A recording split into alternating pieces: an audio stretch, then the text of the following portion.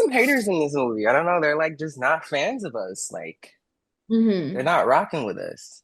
I hate to see you win. They really do. You Yeah. know?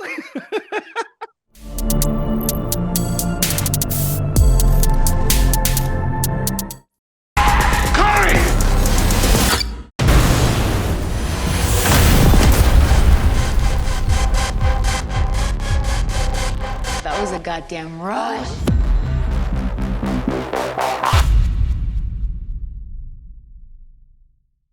How's everyone? I'm Nigeria Chambers from the Culture Collective. Thank you so much for your time today. Congratulations on your new film, Trap House, in theaters November 14th. How's everyone feeling? What's the vibes in here? Good. Good. We're good. We're feeling good. How you doing? I'm well. I'm well. Thank you very much.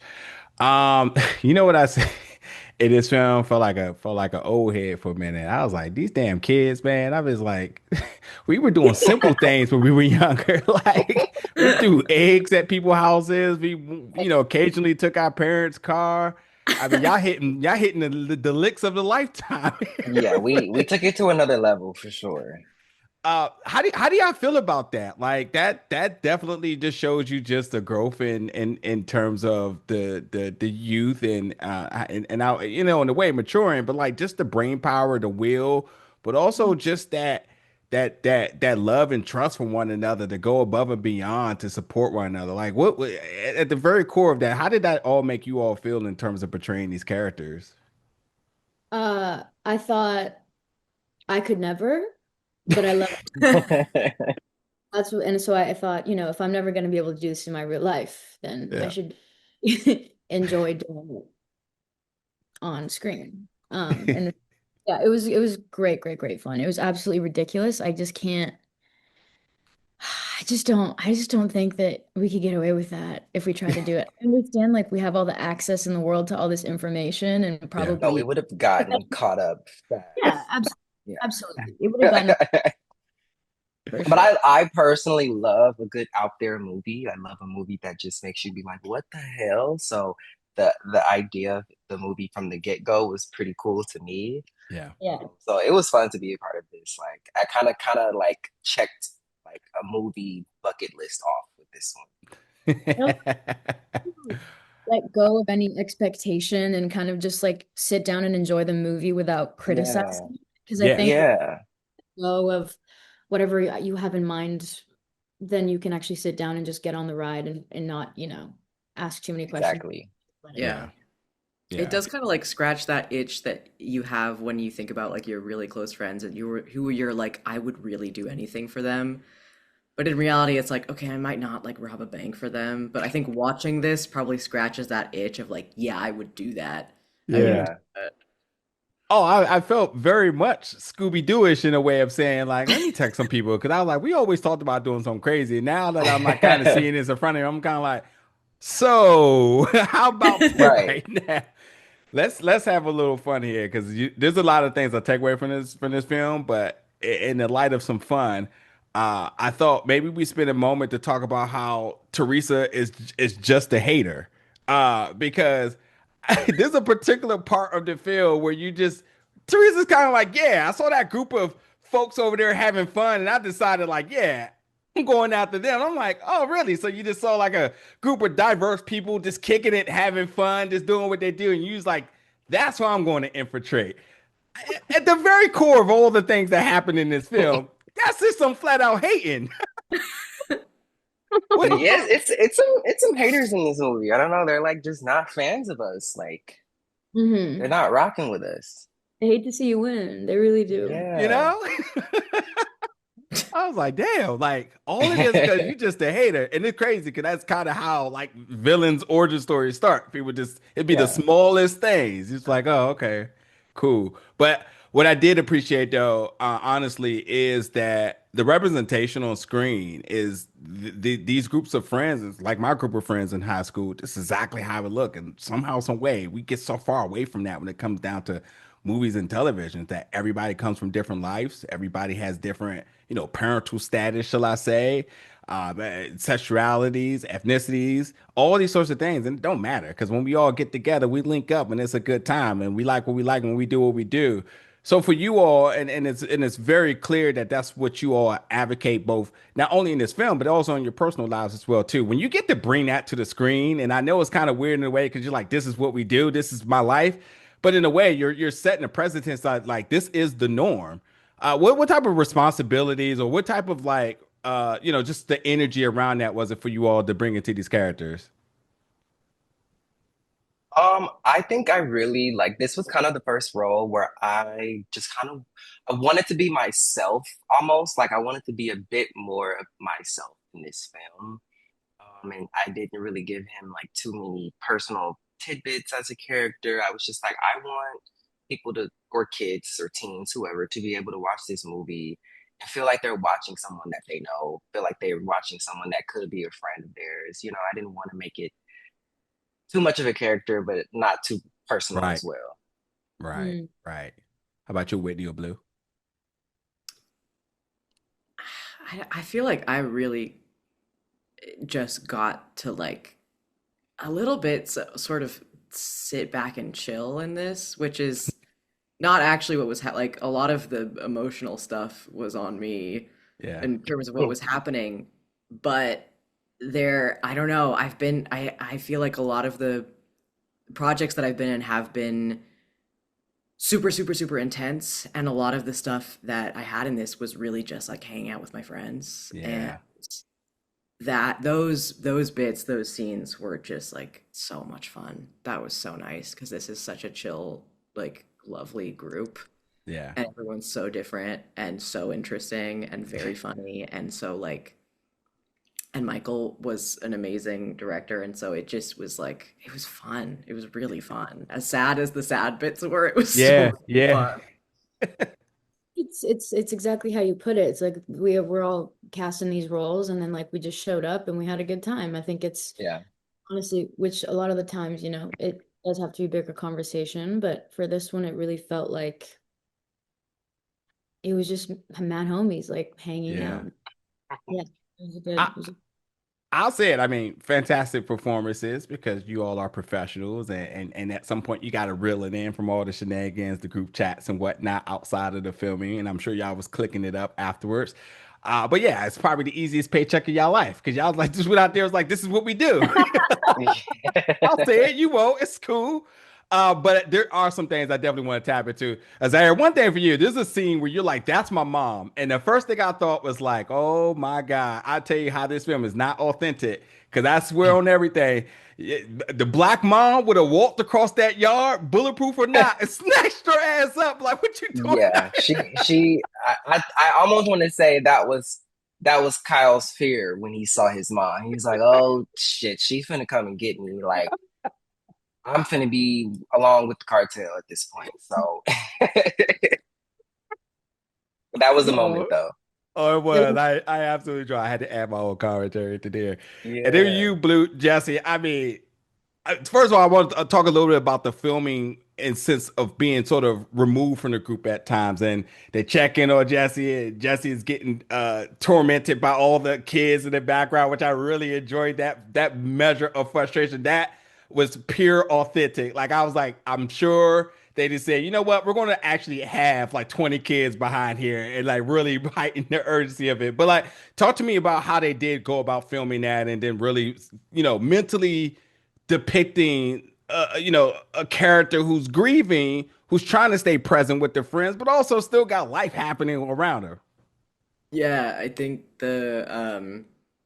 there were just a bunch of it was just a bunch of crew sitting on the floor in the room.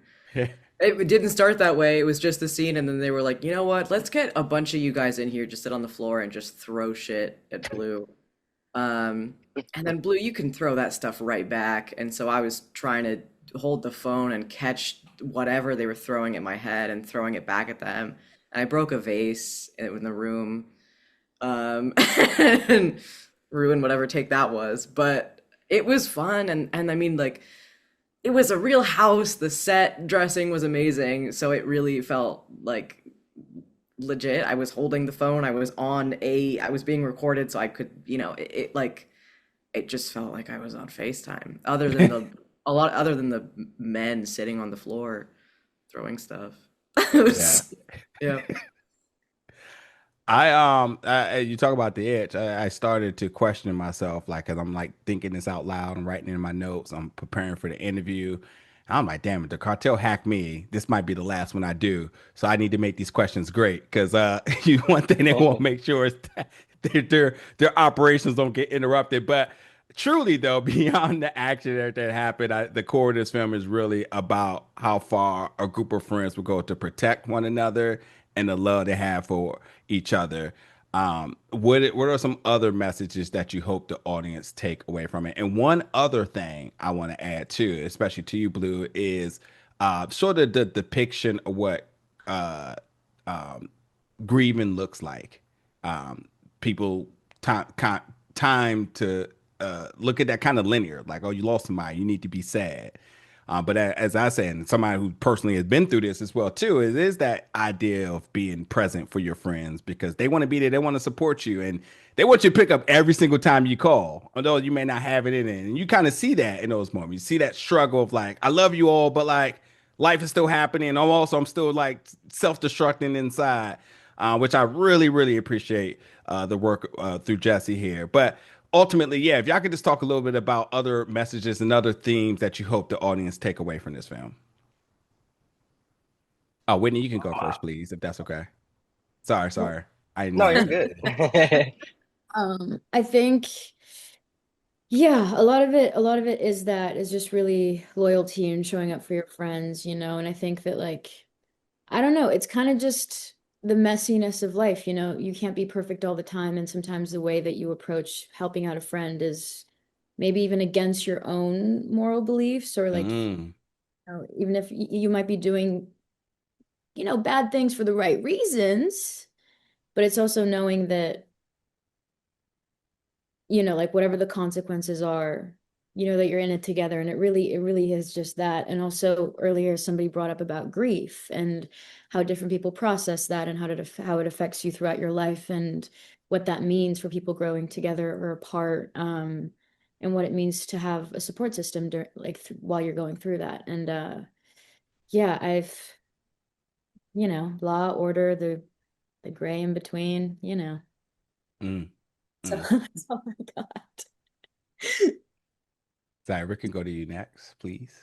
think that was perfectly said. I think that I think there's a lot to take away from the movie, like you said, the impact of friendship, the loyalty that can come with it. Like Whitney pointed out, sometimes you go against your own morality in support of the people that you love. And there is a lot of gray areas. There's grief. There's the impact of being born into something like the cartel. There's just a lot. There's a lot going on. There's Law and Order. There's Cody and Dave Bautista's. I mean, Jack and Dave Bautista's relationship in the movie is strained for their own grief, their own Yeah. reasons. There's just so many layers to take away from this movie. There's so many different things that you can enjoy or resonate or relate to. So yeah, I think there's a host of things people can take away from watching this. Even for Blue, like for Jesse's character being taken away from everything that you've known and having to kind of like restart while also carrying this incredibly heavy weight. I think there's just like so many different themes, and I think a lot of different types of people will be able to connect to different characters from a multitude of reasons because of how much goes on in this movie and how much the characters are experiencing all at once. Yeah. Yeah, I think one of the big takeaways is like how much how much could be avoided with like a little communication. Mm.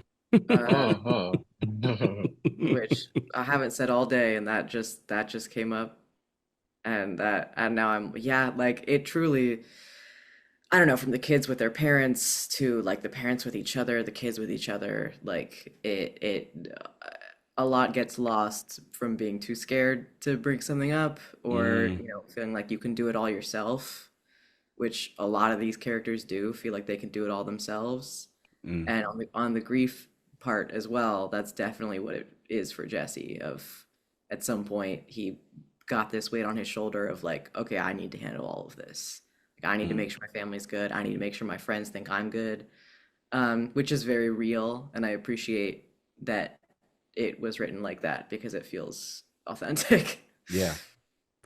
I got one other question, but I want to make another statement I just thought about too. I thought it was very interesting. Something I always tell people all the time, a little bit as the adult head face here, is about be present with your friends and your loved ones because you just never know when it could be their last day. And I think a lot of people put so much stake into their job or their professionalism that they tend to forget the things around them. And Jesse loses his dad.